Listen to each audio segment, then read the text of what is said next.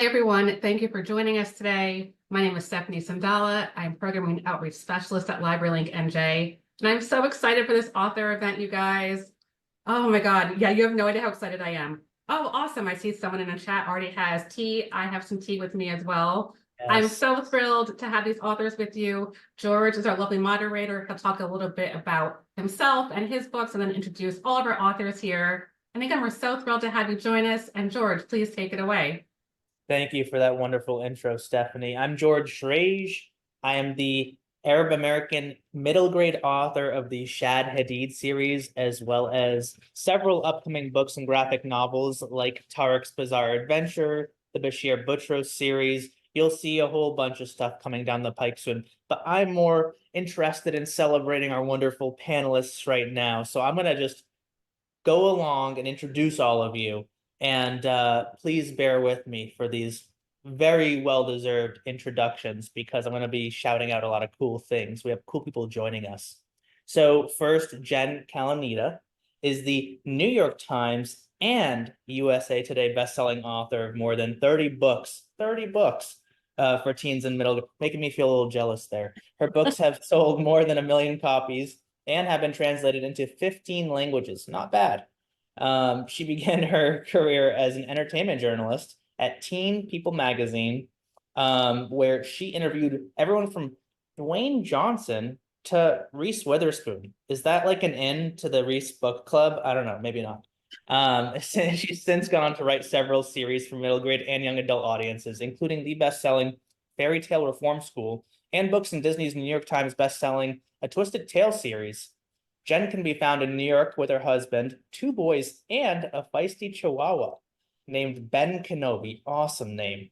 Her next novel, Fairy Godmother, comes out in September, so be sure to grab that. Thanks for being with us, Jen. Thank you for having me. Next, we have Dr. Jamar J. Perry. Jamar's love of literature began as a young, quiet boy where he turned to stories as windows into realms of possibility. He continued to foster this love of storytelling in college, where he graduated with a degree in English Lit with a focus on education. And with that, he became a middle school teacher in Washington, D.C. Years later, though, he also completed his PhD in literacy, so hence the doctor, focusing on Black boys and racial literacy. From there, he began to write stories for reluctant readers, finding international success with his Cameron Battle series, which is so good. Look out for his next book, Jaden Powers and the Inheritance Magic, coming in August. Another upcoming book release. So thanks for joining us, Jamar. Thank you so much for having me, everyone. Good to be here. And last, but certainly not least, and in fact, this is really cool, Joshua S. Levy. Josh is a former middle school teacher turned lawyer who was raised in Florida, but now lives in New Jersey with his wife and children. He loves all things Star Wars, so Jen, I know you'll appreciate that with Ben Kenobi. And of course, he does because he's a middle school teacher turned lawyer. And that's kind of the ultimate like Darth Vader arc there. No, I'm just kidding. Jokes aside, Josh is the talented author of several middle grade novels, including 7th Grade versus the Galaxy and its sequels, as well as The Jake Show. More recently, he is the co-editor of the short story anthology On All Other Nights. And actually, this is really cool. Out today, he has released what Finn and Ezra's Bar Mitzvah Time Loop. So happy book birthday. Everyone can join me in congratulating Josh on an awesome book birthday. Because that's the timing couldn't be better for this panel. So congrats, Josh. Thank you. Thanks for having me. And I'm delighted to be able to celebrate with this community today. So the way this is going to go, it's more of a conversation. I feel everyone can kind of jump in on any questions. I have questions specific to each panelist as well as general questions. And if the audience members have questions, I promise I will save some time at the end for those questions. So please do prepare a couple of questions for our awesome panelists today. First things first, Jen, what is, and I think this is kind of cliche, but just bear with me here. What is the best Disney story? No, I'm kidding. What has been your favorite Disney story to work on? I actually did a launch event with Ridley Pearson, who also did the Twisted Tales, and that was really cool to hear about. So I'm really curious to hear your take on that. I love writing the Twisted Tales. They are so amazing because Disney's a great partner. They're letting you play in their sandbox and create a new story with some of their beloved characters.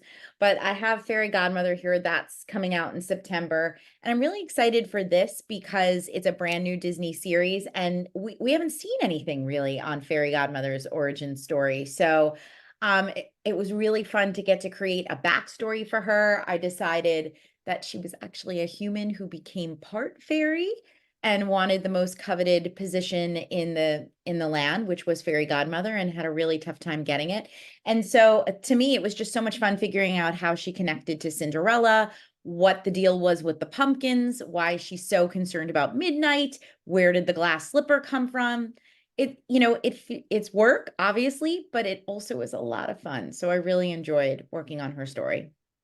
Love that. And alongside working on Disney stories, including Fairy Godmother, what would you say is the difference between working on projects with those existing fan bases? Because you say Fairy Godmother, of course, we all recognize that comes from Cinderella. And also working on your own stories. Would you say that there are differences with in regards to anything? And are there any secrets you can spill on the process, at least when it comes to working with Disney? Yeah, of course. What I enjoy about like an IP project, an intellectual property project, is that I already know the character. And as somebody who loves Disney, a lot of the times they'll say, we're thinking about Flynn Rider. How do you feel about Flynn? And I'm like, I love Flynn. So I already know going in who it is. And then I get to imagine a new story for this character I love. And Disney's a great partner because the way it works with a project with a character that they own is that I come up with an idea for a story and then I submit it to my editor, and my editor then takes it to these like Disney experts. They seem to have somebody who is an expert on every Disney character and property you can imagine, and they read over your idea and will give you feedback and say, yes, we could see this happening for our character. This fits in line with the story we've already created, or we think you might have to go in another direction. And I would say 9 times out of 10 they are really on board with the things I've come up with.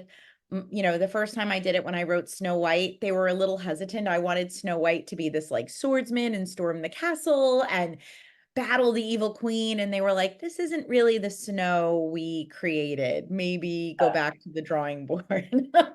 But otherwise, I would say 9 times out of 10 they're always like, this is great, and what about this, and maybe add that. And so it feels like a collaborative process, which is different from when you're working on your own stuff and you're coming up with new worlds. Even like Fairy Tale Reform School, that's just kind of me spitballing and figuring out this story. So sometimes it's really nice to feel like you have a partner in things and somebody to bounce ideas off of. Sure. And because obviously we're speaking to a librarian audience, do you think that librarians can use the built-in audiences and existing interest that like Disney IP, intellectual property, through movies and shows, Absolutely. and in particular to foster readership? Absolutely. Because I was a very reluctant reader as a kid myself, and I really struggled to find stories that I could connect to. And I think, a lot of times when I do school visits, kids know these characters already. They know these Disney movies. So sometimes when you say, hey, do you want to read a story about Kristoff or Flynn or something new about Hercules? They already know the story, so they're somewhat invested, and it's a great jumping off point. And so I've found that when working with reluctant readers, using familiar characters or familiar myths or fairy tales they already know about is something that intrigues them. And it's a great place to start and say, well, maybe start with this story, and then I can expand your world and give you so many other amazing new stories to read as well. So I think it's a nice tool. Love that. Love that. I know that Jamar, you just flipped your camera off, but I'm gonna pivot to you. You have a pretty impressive academic resume. And I'm really curious what being a lifelong student has taught you about empathizing with kids, because you have that unique connection, and also what you've learned in that process that you can apply to your writing. Oh, thank you so much, George, for that question. It's so funny that you just asked me that question because I was literally in a meeting about this just a couple of hours ago. So that's a great question. So I have, as you said, I have extensive experience as an educator in the DC area. So I was a teacher for 4 years. And then from there, I became an instructional coach where I help teachers with their teaching practices for the last 5 years. And then I transitioned to another leadership position where I coach instructional coaches to teach students, right? And so I can empathize with a lot. And so and as me and George are really, really good friends. And so me and George have conversations about like my childhood all the time. So when I was a child, I remember being this very lonely kid who'd like to go to the library all the time, right? And so my parents didn't understand me at all. Like my parents were just like, you should play sports. You got to be out there being tough and rough and all this stuff, right? And they wanted me to join the football team and the basketball team, but that just wasn't me. Like I was good at sports, but I just didn't want to do it, right? And so because I went through a lot as a child, right? And because of the fact that I became a writer for children, and because I taught children for so long, and my background has been in education for the last, I mean, I don't know, like the last 12 years. I've seen a lot and I can empathize with a lot, and so that's why like when you read my books, especially the first book in the Cameron Battle series, Cameron Battle and the Hidden Kingdoms, you'll meet a boy named Cameron Battle who's gone through a lot as a child, right? He's lost his parents. He has to go to his parents' funeral. He has to deal with the fact that he only has two best friends, right? So in a world where people have telling you all these messages of what it means to be a black boy, and a black boy is supposed to be rough, and a black boy is supposed to be tough, and a black boy is supposed to have all these friends. Cameron Battle doesn't have that. And so I wrote the book because just based on who I was as a child, and that my childhood was rough, and it was a childhood that I wouldn't I don't really like to talk about as much, but it has allowed me to have empathy for a lot of situations, right? And so as I get older, I'm starting to realize that the books that I write for children is supposed to not only show them a character who can go on adventures, but also show a character who has issues, right? Show a character who has problems, and show a character who's not always happy all the time, right? And I think that my experience as a child, and also my experience with writing books for children who have gone through tough times in their own life, has helped me not only have empathy for those students, but it's also helped me build empathy in the students that I write for. So that's a great question, George. Thank you. Yeah, and talking about building empathy for those students, you gave us your experiences as a black boy growing up, um, and of course your novels wonderfully center that experience. Obviously, we don't see that black boys get the spotlight as much as they deserve in children's literature. And I'm just wondering, what do you think that librarians can do to help students, especially students who don't feel seen, perhaps they're black boys, perhaps otherwise, who may not see reading as for them due to that lack of representation? Yeah, I think that what we can do as authors is continue to write diversely, and to continue to write our experiences. But what I think that what I would charge librarians to do is not only put books in front of their students who actually look like the characters that are depicted in the books, but also think about who's actually writing these books, right? So I can give you a perfect example. So I was in a meeting just an hour ago where we were talking about like the changes that we want to make to the I work for DCPS, so we the DC Public Schools. So we had a meeting about the changes that we want to make to the DCPS curriculum. And some people were bringing up ideas about like some of the books that we read that we want our students to read.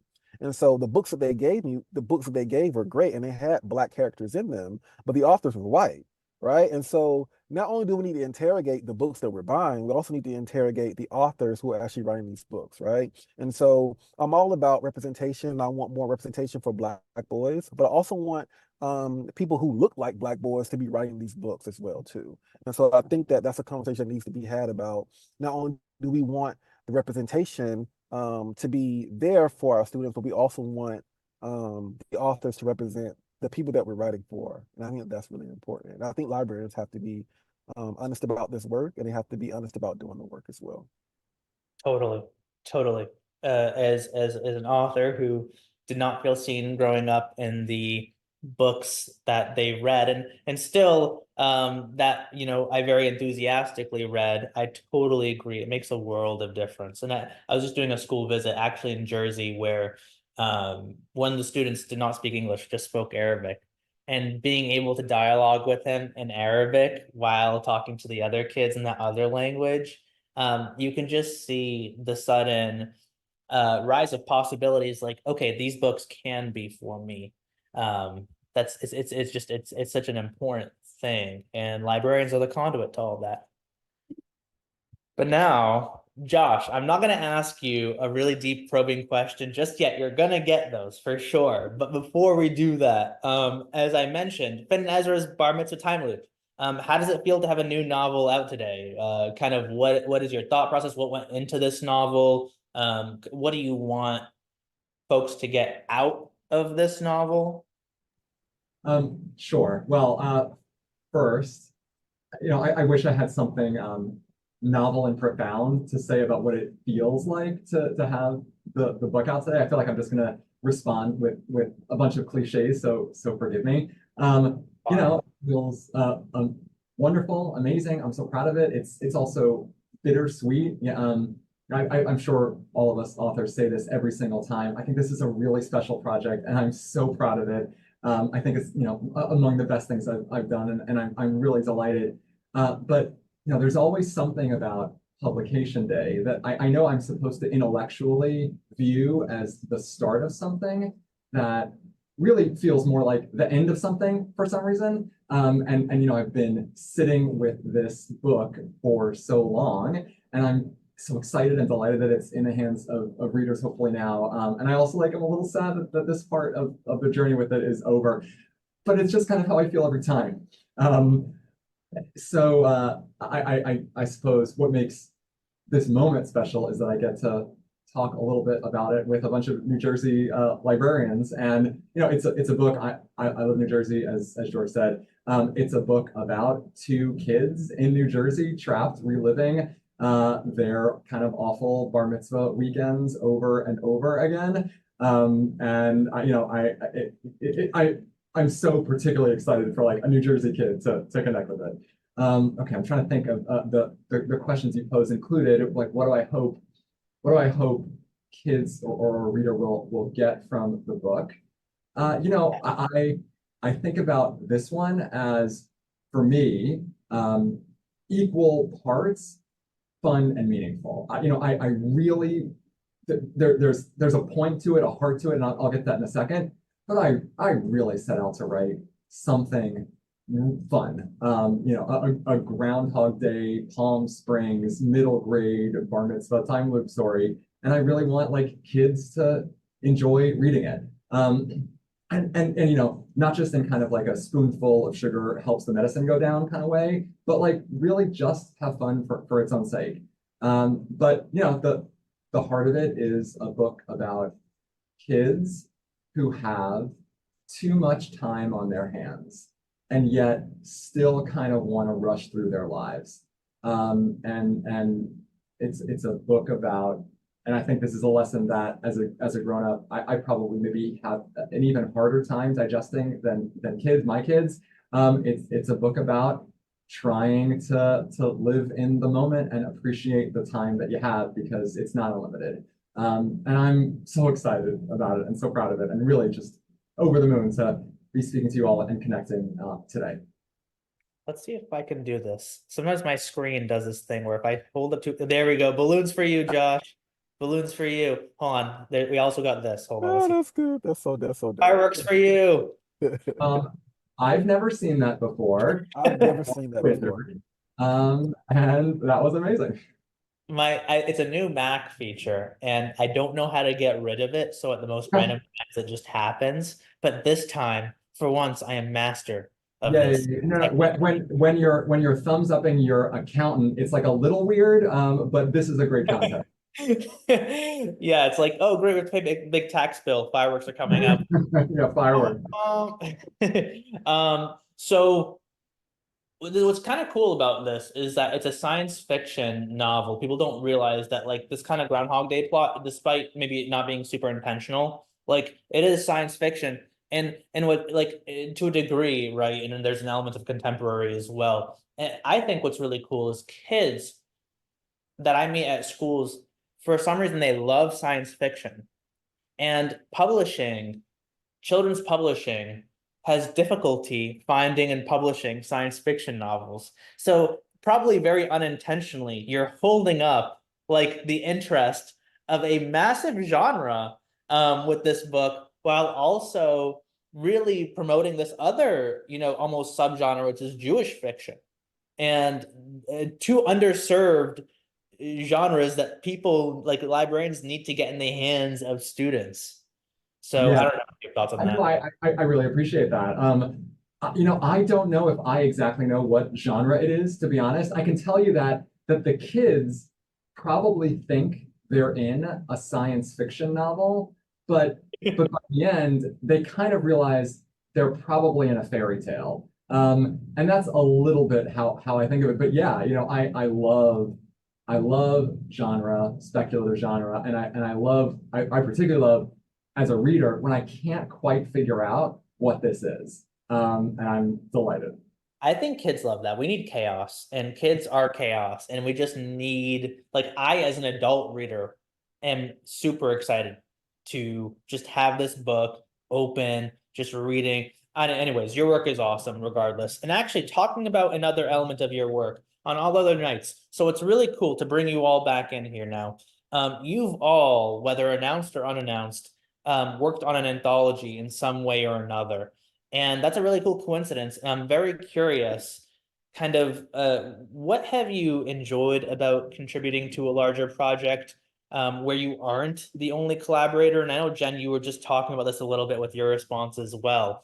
So what have you liked about that? And do you think that the collaborative process of writing can be a way to introduce kids to, books? Because kids love that collaboration sometimes as well. Anyone can answer. Maybe Josh, you start, given that we're pivoting to a novel that you've written. Sure, sure. So the anthology I worked on, as George said, is called On All Other Nights. It just came out in March. These last couple months feel like a little bit of a whirlwind. It's an anthology of short stories, each one contributed by a different and sometimes very different Jewish American middle grade writer, each one inspired in some different way by a step of the Passover Seder. So I know that this is, in theory, kind of a niche idea, but it's certainly the kind of anthology we believe is accessible to everyone and shines a light on our collective larger Jewish community, but from a very different perspective. We're really proud of it. Your question about collaboration, I absolutely loved helping to. I co-edited the book. I contributed to it. I absolutely loved all of what I'll call the art. I loved the writing and the editing and the discussion of story and structure. I didn't love the business of it as much. I naively, me and my co-editors went into this process not really having an appreciation for like what it meant to edit an anthology and work with all the moving parts. I learned a great deal. And really across the board, everyone was absolutely lovely. And collaboration, I think, can be so fun and refreshing. And to take it back, I think to your last question, yeah, I think kids really enjoy it. Whether an anthology or short stories can be a vehicle for bringing kids in to read one book that has so much for everyone that maybe you can find an in for the reader from multiple perspectives, or whether it's an illustration of what collaboration can do for you as a writer. I think anthologies are obviously, I think anthologies are awesome. Yeah. Jen and Jamar, what do you think? Do you also think anthologies are awesome? I can guess.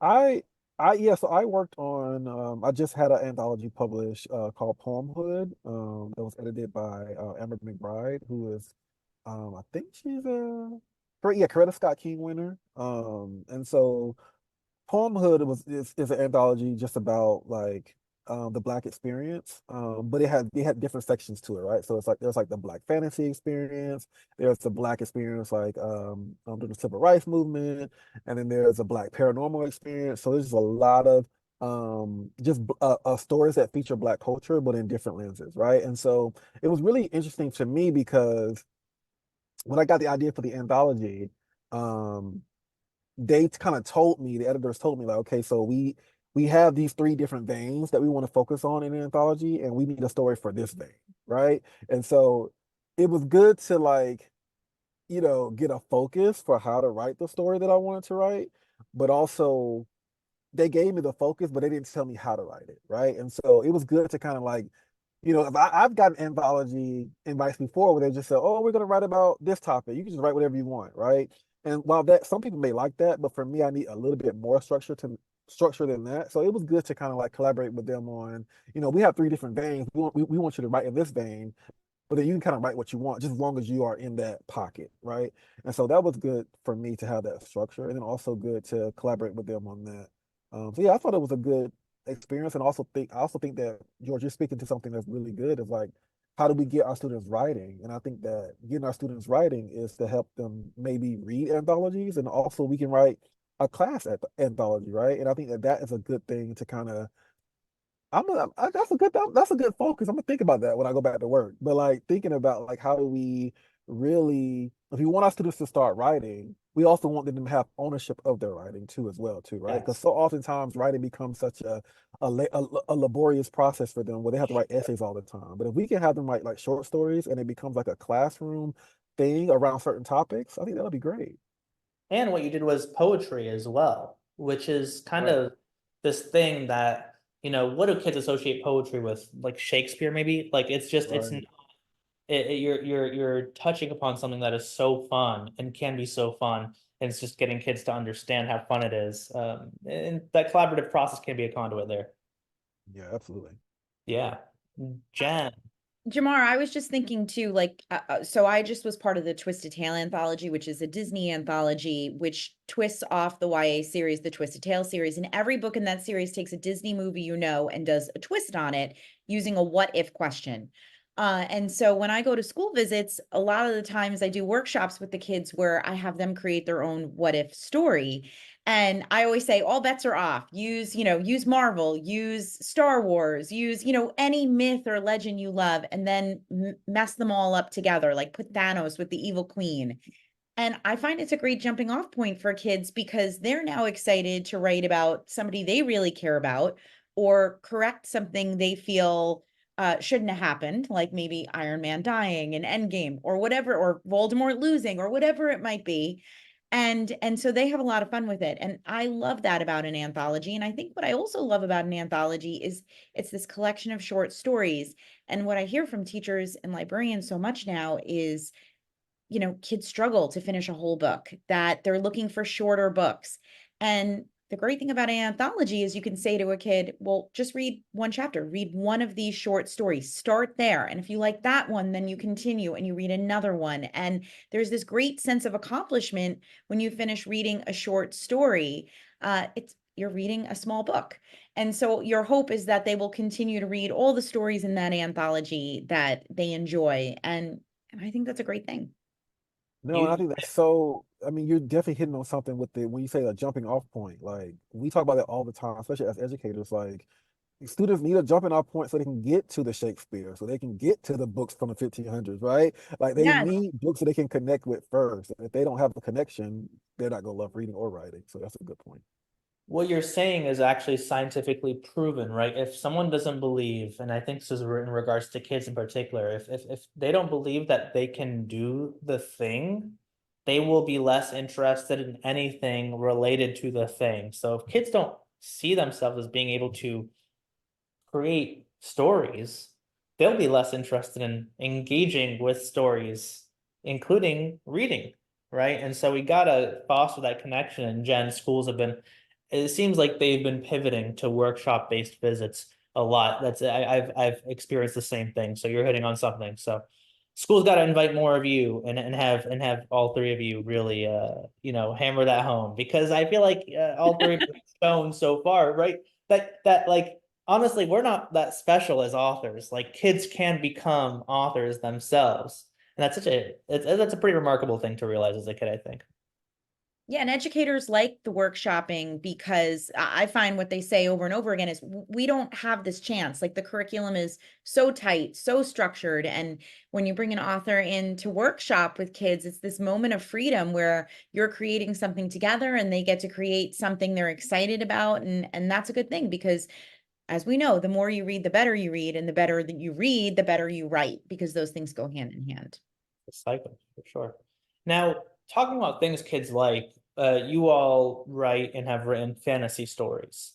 And I'm really curious, what do you think about fantasy? What is it about fantasy that attracts kids and attracts, young readers? What do we think that is, or how can we foster that? I think that kind of goes along what we talked about in the last like round is that like it's a good jumping off point to get students into reading, but also like we have to kind of like, and I talk about this all the time, is that like, we have to kind of divorce ourselves from, thinking that fantasy and adventure stories are not good stories for kids to read because it doesn't teach them anything, right? I think that's like the thing that a lot of educators say, and that's why the curriculum looks the way that it does, because they think that the kids have to read hard stuff and they have to read, this old, you know, canonized work for it to be a good, for it to be for them to be good readers and for them to be good writers. So we have to kind of divorce ourselves from that fact.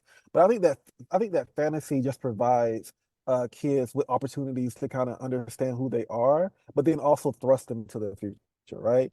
So many times that we get these messages, especially as black kids, that minoritized kids, that they shouldn't see themselves in the future because the present is too precarious. But with fantasy, the future is wide open, right? You can do so much with fantasy, right? And so we have to show our kids that not only can you be a hero, and not only can you become magic, but you can see yourself in the future, and you can see yourself in a way that's totally different from your own circumstances right now. Because we're supposed to be providing students with our kids with windows and mirrors, right? And so I think fantasy does a good job of doing that. Absolutely. Um, Josh, yeah. Yeah, so yeah, I'm gonna put my like my older teacher hat on. I definitely found that a reader who thought of themselves as one that didn't love sci-fi or fantasy, right? It was this kind of instinct a kid had, even if I think they would love the story. It was sometimes a hard sell to get that kid into a fantasy or sci-fi book. But if you can find a book that bridges the contemporary and the sci-fi fantasy, that might be easier. And certainly, once a kid, and again, this is just my own experience, once a kid believes themselves to be open to, speculative fiction, sci-fi fantasy, getting them to read more of it was almost easier than getting a kid who believed themselves to be really into kind of contemporary fiction to read more of it. There was something for me, and again, just my own field of vision, there was something in a fantasy or sci-fi reader that was already like primed to consume more of that thing, right? I know I personally, right? I will read like Star Wars expanded universe fiction until the sun goes supernova. I'll read as many Percy Jackson novels as Uncle Rick wants to put out into the world endlessly. And I think that that's the case both for series, but like once you wrap your mind around that idea, I think it's the case, just for kind of fantasy structures generally. So, I'll just speak to like my own thing, right? I off the top of my head, timey-wimey middle grade out this year. So there's me, Emily Barth Eisler's got The Color of Sound, Adam Borgo's got this again, Janae Marks has A Split Second, Erin Trotta Kelly has the First State of Being, right? And if you get a kid who likes any one of these and say, hey, if you liked that, try this. Now you're appealing to their fantasy interest, but you're also presenting them with a different community, a different protagonist, a different world, even in like the kind of contemporary space. So I think really fantasy and sci-fi is such an exciting way to pull in readers to get more. And there's so many hard things going on right now. We know that. I mean, kids know that. If they're on social media, if the news is on, they know what's going on in the world. And there's a lot of hard things out there. And I love that fantasy and sci-fi gives them a chance to just jump into a world very different from their own, but with very familiar themes going on in our world as well. And just stories about heroes and villains and people succeeding against all odds and facing huge foes and beating them. And there's something so wonderful about that. And kids need more of that. They need that escape. 100%. We can't keep thinking that we can't teach hard stuff with books that allow students to escape, right? So like if you give me a book and you put me in the classroom with kids, I can teach whatever standard you want me to teach, right? Like a book is a book no matter no matter how hard no how hard or hard easy it is, right? So we have to like stop thinking that just because the book is an escape for students, or just because it's an easy read for students, that we can't do hard work with that book, right? I mean, I remember when I was teaching, like we had a novel study, and I taught that book for 6 months, and my test scores were better than the other teachers in the building who were using the prescribed curriculum, right? So you can do the same work, it's just a book. A book is a book, and you can do the same work with it. Why not do it with something fun that students can relate to and that students can escape in? Mm-hmm. Absolutely. And you both are hitting on it, right? Fantasy is not an escape per se. Like, you are giving kids a way to read about a world or circumstance that is different from their own, and yet teaching them very critical lessons to tackle this very difficult real world, right? And both of you and all three of you really are doing that through your novels, whether they are contemporary novels, fantasy novels, science fiction novels, whatever. I'm really curious, I guess, maybe what if you could have perhaps a fantasy dream project, or really any book, like, do you have a dream project in mind that you just really for you, but also that maybe you think kids will resonate with? If you can make it happen, if you can raise your fairy godmother wand and make it happen, what would be that fantasy project?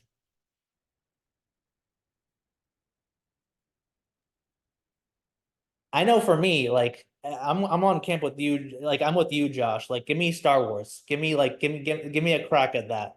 I'll write the best Jar Jar Binks story ever here. Have George Lucas's people call me and you. We'll put Yes, it together. we'll Um, collaborate. We'll collaborate. Jen, you pitched Thanos and the evil fairy tale queen. I'm game for that. Honestly, that sounds like a delight. Take it on. Take it on.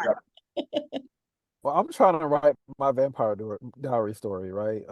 And George, I think George has read some of it, but like I'm trying to write, I'm writing it now, and I'm trying to get it sold to a publisher. So that's like my biggest thing that I want to write. Like I want to write a story where black vampires will come back, but I need publisher to check for me.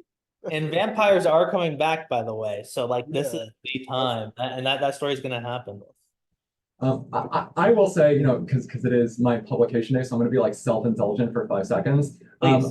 I promise you, George, like if you had asked me this question 5 years ago, my answer would be, yeah, like a middle grade Jewish Groundhog Day situation. And here we are. So I'm really excited about it. And congrats again. I mean, I feel like there are gonna be. I remember watching Groundhog Day as a kid, and I was like, I want to watch more of this, but different. And I feel like you're giving us more of this, but different.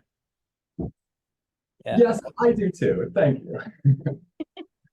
I feel like I'm doing it right now. I mean, the Fairy Godmother is the kickoff to a new Disney YA series called The Enchanters. And what I had, during the pandemic, I always went back to like my comfort movies, and really Disney Cinderella really inspired my series Fairy Tale Reform School, because I wanted to know what would happen if the wicked stepmother turned over a new leaf and tried to teach other kids on the path to villainy how to be good. And so I was watching it again, and I just realized the fairy godmother had no wings, and she was so confused and pressed for time. And so I called my editor and I was like, we have all these stories about the Disney princesses, the heroes. We have the villain series, which is excellent, by Serena Valentino, but no one's done a series about the magic makers in the Disney worlds, the people who provide all the magic. And I'm not meant to tell every story, but maybe I could kick off these stories with Fairy Godmother and a few other people. and hope that it does well and grows from there. And maybe Jamar and Josh will be writing some of them too, I hope. But you know, the fact that they said yes to that really felt like some great fairy godmother wish fulfillment. That is awesome. And I'm sure that readers are going to resonate with that. But shout out to Library Link for and Stephanie for having us all here. Now and because you all are here, and this will be the last question before I guess I open it up to audience questions. So if you're in the audience and you have a question, please throw it in the chat. I think that would be easiest. So get those questions ready, throw them in the chat. As our wonderful authors answer this question, which is, we have you here. How can librarians, both public librarians as well as school librarians, leverage you to foster a love of stories so that kids can really learn to appreciate these wonderful books that we've all been talking about for the past 40 minutes or so?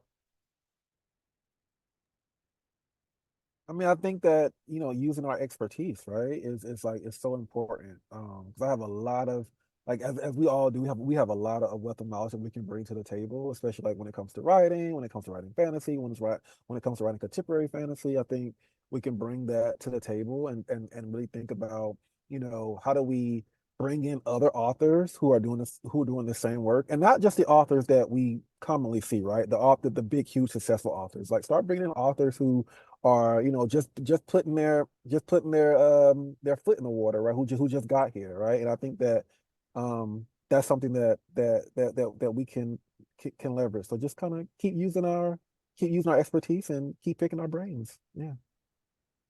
And use the resources that are out there. I know budgets are so tight everywhere and at Yes. libraries. And if you check out different authors' websites, I mean, so many people have so much up there that you can utilize right now for free. I mean, I have some short stories. I have links to teaching guides that source books provided for Fairy Tale Reform School. I think of Jarrett Lerner, who was a librarian and is also an author. And I mean, he just puts up so much stuff that people can download and use in classrooms and for, you know, teaching. Use all the book trailers. I mean, a lot of times there are so many authors who either created their own book trailers or their publisher created a book trailer. Using that book trailer to show a kid almost like a mini movie of what this book is about is a great way to get them excited about it as well. So use what's available for free. And then I would say contact your favorite dream author. I mean, if the pandemic told us anything, look at us. We're all here together on Zoom. I wasn't doing that really that often before the pandemic. So you could have your dream author in at your library branch on Zoom and it could be amazing. So you never know what could happen. Absolutely. I guess for my part, I mean, I would just echo everything everybody said. I would add, you know, I'm here in New Jersey. I love New Jersey. I love New Jersey libraries and librarians. You can't see my window. I'm in Newark right now. And, you know, so if contact me, I would love to connect in any capacity. I'm around and I love books and stories and all of you. So thank you. Love it. Love it. So first question from the audience, and maybe not the last, so please do put your questions down if you have one, even if you're not sure about the question. So this comes from the Hamilton branch. So this question, and correct me if I'm saying that wrong, please do. What is your favorite fantasy genre book or movie, and or movie, right? So both possibly, that you just really enjoy? And it can't be Disney related. That's the stipulation that's been given to us. Disney owns everything these days, so Can that it still be fairy tale related? Because I saw in the chat somebody mentioned Soman Shinani has a great anthology, but the School for Good and Evil series, I just thought what he did with fairy tale characters, creating this whole new world, and just flipping all these characters on their head. That those books are my absolute favorite. I've been lucky enough to be on panels with Soman at events. And I just love what he's doing with those characters and those worlds. And the movie was great as well. So it's something to point kids to because the movie is on Netflix. I will second that as someone who has also been on panels with Soman and who Soman has the cover blurb of my first book. So very much will boost that. I think my favorite is, I think I mentioned already, The Vampire Diaries. That's actually why I started to write. I was 27, and I remember the last season ended, and I remember being so upset. I remember thinking that, okay, so what now? Like, what do I watch now? Like, what do I do? There's nothing here for me. My life is over. And so that's when I wrote my first book, and I will always remember that. That's literally when I wrote my first book because I thought that I always was a reader. I never was a writer. I didn't see myself as a writer at all. But not knowing like what Jen said earlier was that like if you read a lot, you're more than likely to will become a good writer because now you know what the written word looks like and how it looks like on the page. And so for me, like I finished the Vampire Diaries and I was so angry at the world that I thought that life was over for me. And then I realized, oh, I can write my own. And that's how I became a writer. That's how I got an agent. So yeah, that's my favorite. I always say that's my favorite. Um, we already hit Star Wars, we already hit Marvel, and Disney's unavailable. I would throw in I maybe I really love Stephen King's The Dark Tower series. I read it all. I still don't know if I do or not. But that's something else I can't quite ever figure out. And in kind of the middle grade space, I would strongly recommend Rajni Laraka's Sona and the Golden Beast that just came out. She won Newbery Honor a year or two ago. She's amazing, and her newest book, which is middle grade fantasy, and it's really awesome and really kind of lyrical and compelling, recent fantasy and amazing. Oh, I'm I sorry. My computer's about to die, so I'm gonna try to log in on my phone. I'm sorry, you guys. That's okay. I'm kind of shocked that no one said the last Airbender series, which is maybe the coolest fantasy world building that I've seen personally in the last like decade. At least with the spin-offs and everything, because I think it is actually older than a decade at this point. I could be wrong. But that is like I think We, all of us could do a lot there. we've got to talk, George, how we feel about the live action adaptation and whether they Okay. were still sufficiently to the original animated series. I'll be calling. I want to have that conversation. So more questions. Let's see. So we have from Jaggins or Jay Aggins or whomever. Yeah, thank you for asking. So you are currently 70,000 words into a fantasy novel, which means you are 10% done. No, I'm just kidding. Fantasy novels can be long, but if it's children's fantasy, you're about done. Um, you're curious about what the process of getting it published would look like. So can you, Jen, or Josh shed some light on, what are next steps? You know, I had a very, very untraditional publishing path. So I always say it never hurts to ask a question because I was still magazine editor and I was working in the same building as Little Brown Books for Young Readers, and I knew no one in publishing. And I had this idea for a book about a girl growing up in Hollywood who also wanted to go to school incognito, and this was pre-Hannah Montana. And so I cold called Little Brown and said, "Hi, I'd love to take somebody out for coffee and find out how you write a book." And they actually said yes. Wow. And that person wound up becoming my editor. She said, "Well, you can't just have an idea. You have to go, sorry, Ben Kenobi. You have to go write the book." And so I spent like a year writing it like 3 different times. And then they hired me and they're wound up, becoming a series. So I know I'm incredibly, incredibly fortunate. But, there's so many more opportunities now for people than there were when I published my first book almost 18 or 19 years ago. Even if you're on Twitter, AKA X, I love when people put up those legitimate agents, put up pitch mad or pitch wars hashtags where they tell people to just pitch their story in 140 characters or less or more now, if you have the paid version. And you can pitch an agent and you can find people's agents. Like I used to read everybody's acknowledgments and be like, okay, I like this kind of book. I want to write this kind of story who's their agent? Who would take on this kind of project? So I would say you're writing a fantasy novel. As you're working through this, like, look at the other fantasy novels out there you like. Who are their agent? How can you get in touch with that agent? How can you make sure your book gets in front of that person? Because if you're going to go the traditional publisher route, then getting your agent is key. So find ones that you know would champion the type of work you want to write. Absolutely. Josh, I need insight, any wisdom?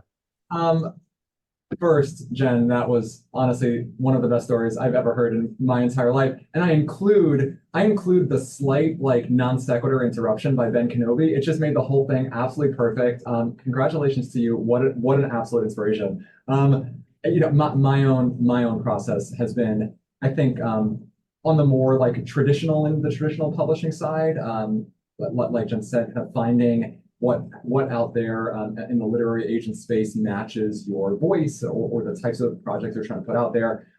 Cold queried with 1, 2, 3 different manuscripts at some point. A project I was working on connected enough with some literary agents, wound up figuring out which one worked for me, sold the project to a publishing house, and have been doing kind of that since. And I think that for a lot of folks, that remains kind of the primary path, however, or in traditional publishing at least. However, there are so many, and I think this is really partly Jen's point, there are so many kind of permutations of that, and so many like, there might be similar pathways, but there are so many different doors to those pathways. And there's a lot of resources online, obviously, but it's tough. It's tough. Well, let me ask you oh, sorry, Jen, go ahead. No, George. I was just gonna say, like if you get one rejection, you just got to keep going. I mean, you listen to other authors talk about those rejections, and I think Emily Lockhart, who wrote We Were Liars, I remember her hearing there was like 76 rejections before she got that first publishing deal. You just got to find the right person who connects with your work, and they're out there, and you just gotta be behind yourself, just have faith and keep going. I think that's so important too. Believe in your project, believe in your writing. Yeah, I have dozens and dozens of rejections, and I saved them for this moment because now I teach classes through Gotham Writers Workshop, Highlights Foundation, many others. And my students' favorite slides are when I do the screenshots of the rejections, and I don't put the agents on blast. Sometimes I do. And like they're just reading through, like, I'm sorry, this is not the right thing. And it's really inspiring to me as well, because you just got to push through. When you're in it, it stinks and you don't think you're ever going to be out of it, but you will if you just persist. So that's all there is. How do you guys begin to world build? What are the, there's a question of kind of how do you begin world building, and what do you think is the most important maybe element to fleshing out a magical world? I'll just say in the interim while you both think, for me, start with character. Like, start with character and what their internal conflict, the change you want them to experience throughout a novel, because characters should experience a change. And model the world based on that. What are the conflicts that can really push them to change? So start with character. That's my thought. I'm going to show you something. I'm going to show you behind the scenes. Let's see if I can get you. Can you see this board right here? So I storyboard everything. It's kind of hard to see. But what I do is I take, I don't know, I had seen it like on TV once where you'd see the writer's room and they would sit around and they would whiteboard a whole episode of a sitcom. And I thought, I'm going to use that for my book. So I print out pictures of people who look like my characters in my head. I use Post-it notes to address like the acts, if there's more than one character POV in the story, like who's speaking, like who's going to tell what scene. And I just try to storyboard the whole thing, and I just keep adding to it and moving pieces around like it's a puzzle until the story starts to take shape. And that's what I tell kids, like, when you do a jigsaw puzzle, the pieces that have the straight edge are always the easiest. And I'm always like, that's the beginning and maybe the end of the book. But the middle of a book, just like the middle of a puzzle, can be really confusing. And so I move the pieces around till they click into place. And that's kind of how I do it. I feel like when you, this is a very niche reference, but I just pictured like It's Always Sunny in Philadelphia where Charlie's like trying to present everyone. He has all the sticky notes on the board and he's trying to like connect all these things and it sounds really stupid. I don't That's know. exactly it. That's exactly it. Sometimes I show a graphic, like a nice, pretty graphic of like my storyboards, and kids are like, it kind of looks like you're in the FBI and we should have the red string and you're connecting everything. And I'm like, it's kind of like that. You're trying to get all the pieces to fit and figure out what the story is and how it works. Love You wheeled that display down the hall to Little Brown way back when, and you showed them like we're in, we're in. I wish I had that then. I wish I had that then.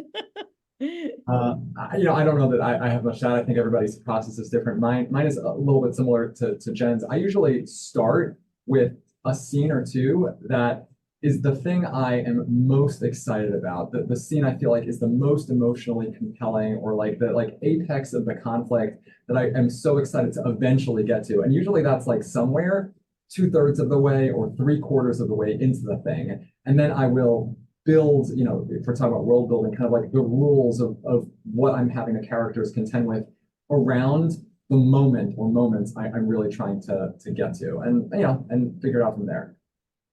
Cool. I will ask one more quick question and then I want you to let me know where we can find you and what you have happening next. And I know that you might have touched upon that already a little bit, but dream collaborator, living or dead. This is from the this is from Aaron Y at Lakewood Branch. I want to write with Soman. I mean, George, don't you want to write with Soman? I love the way his brain works. I follow his Substack now, which is also, again, a free tool that if you're interested in writing, you want sign up for it. I sign up for it because it's Soman writing something completely different from School for Good and Evil and just kind of explaining how his brain works and how the process works. And I find it helpful as I'm crafting a new novel myself. And I think it'd be incredible to work with him on something. Love it. Josh, what do you think? I am too stressed thinking about what I could possibly answer to that question because there's now 1,000 potential options in my mind. So I'm gonna give a cheap answer, but a genuine one. I would love to work with the both of you anytime. Both wonderful. Thank you. Where can we find you? Where can librarians find you both? Josh, it's your book birthday. Go first. Where are you going to be? Sure. Finn and Ezra's bar mitzvah time loop where books are sold, etc. I have a website, joshuasimonlevy.com. You can find me there. I'm on various social media ecosystems, some of which I chime in on, some of which I don't, but I'm usually at Joshua S. Levy. And yeah, I'm pretty reachable and would love really to connect, particularly with New Jersey librarians anytime. I too am on all social media platforms. My kids are horrified I'm on TikTok, but the Disney TikToks do really well. My kids say they're cheesy, but if you want to go watch them, I'm at Jen Calonita on TikTok and Instagram.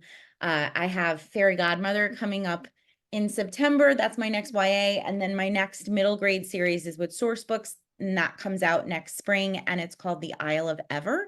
And it is about a girl who finds out that she's been left a huge inheritance, which she can only collect if she finds an uncharted island off the coast of Long Island. And she's been left this game by an ancestor in the 1800s who's left her clues and riddles to try to find her way to this island, which just may have a cursed pirate treasure on it. So it's very different for me. I don't even know how to categorize it. I guess it's kind of adventure quest mystery, but I'm very excited about that as well. I wish I had a button to like show me jamming the pre-order link. For a second there, George, I was like, okay, how can I make fireworks explode? Thank you. I'm excited. I'm excited. I hope people, will enjoy that. It's very different. It's all mixed media. So there's articles in it and diary entries. And I just thought it'd be fun for kids, especially reluctant readers, because it takes you out of the chapters and it gives them something else. So we'll see. We'll see. Love it. Love it. And I'm George Jreije again. Honestly, I'm on all social media, but go to my website, georgerage.com. or shoot me an email and let's have a conversation. And I think that I speak for all three of us when we say we're available for school visits at, the schools and the districts you serve, in your local communities for you public school librarians, right? And I think that that's really the first point of entry, is connecting with schools and whatnot, but also connecting with you. So reach out to all of us. And I'll give the last word to Stephanie and the wonderful folks at Library Link. Yes, thank you all. This is such a great conversation. Jen, I was trying to pre-order your book as you were talking about that too. I was like, wait, I hope they don't see me just trying to buy the book right now. But thank you again, Jen, and thank you, Josh. And I know Jamar is trying to get back on, but I'll chat with him later. But it was so great. This is a wonderful conversation. So thank you all for being here. We really appreciate it. Yeah, and again, thank you again, George, for being here. We're so happy to have you. Thanks, everyone. Thanks for joining. Thank you, everyone. Thank you.